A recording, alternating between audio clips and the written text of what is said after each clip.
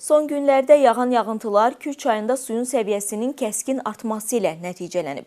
Nəzərə alsaq ki, son illər çayda suyun səviyyəsi getdikcə enirdi, bu yaxşı göstəricidir. Bəs təhlükə varmı? Sujetdən biləcəyik. May ayının 5-dən Kür çayında suyun səviyyəsində artım müşahidə edilir. Son illərdə ilk dəfədir ki, bu il çayda suyun artması nəticəsində çay axını sahil qayasından çıxaraq mühafizə bəndinin aşağı oturacaq hissəsinə çatıb. Çayda suyun səviyyəsinin kəskin artması ən çox özünü aşağı axınlarda göstərir, Salyan və Neftçala rayonları ərazisində və bu da yerli sakinləri çox ciddi narahat edir. Sakinlər deyir ki, Kür çayında suyun səviyyəsi hər gün artmaqda davam edir. Vaxtı ilə 2015-ci ildə belə bir hadisə oldu. Kürün səviyyəsi həddindən artıq qalxdı.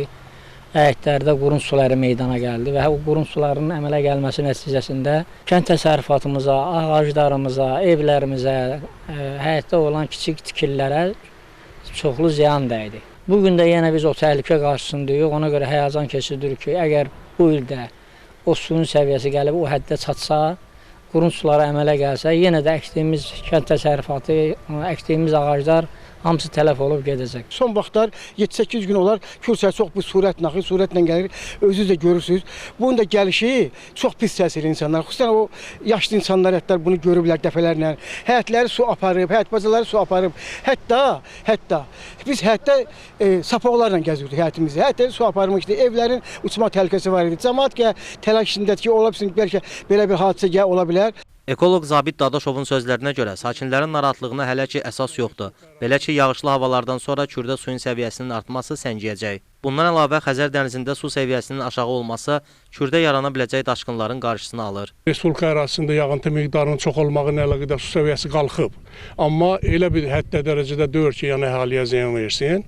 Heç bir zığ suları kəndlərdə Neftçala ərazisində müşahidə olunmur. Dəniz səviyyəsi aşağı olduğuna görə Kür çayında sürət bizim bu Neftçalanın ərazisində sürət çoxdur. Mən müşahidə edirəm, baxıram ki, sürət çox olduğuna görə dəniz çəkir suyu götürür aparır. Yəni burada elə bir şişkinlik yaranmayıb ki, yəni su səviyyəsi həddən artıq qalxıb ziyan versin. Küraraz çaylarında bəndlərin istismarı idarəsinin açıqlamasına görə hazırda suyun səviyyəsi mühafizə bəndinin orta üst səviyyəsindən 3-4 metr aşağıdadır. Kür ətrafında bəzi yerlərdə su basmalar qeydə alınıb ki, həmin ərazilər Kür çayı mühafizə bəndinin mühafizə zolağında, həm də çayın mühafizə sanitar bölgəsindədir. Hazırda mühafizə bəndləri tam nəzarətdədir və hansısa təhlükə yoxdur. Proqnoza əsasən demək olar ki, bəndlər dağlarda olan qar ərintiləri, həmçinin düşən yağıntılar hesabına Kür çayına gələn suyu tam ötürməyə malikdir və hətta suyun səviyyəsi 2-3 metrdə qalxarsa, yenə hansısa təhlükə sayılmır.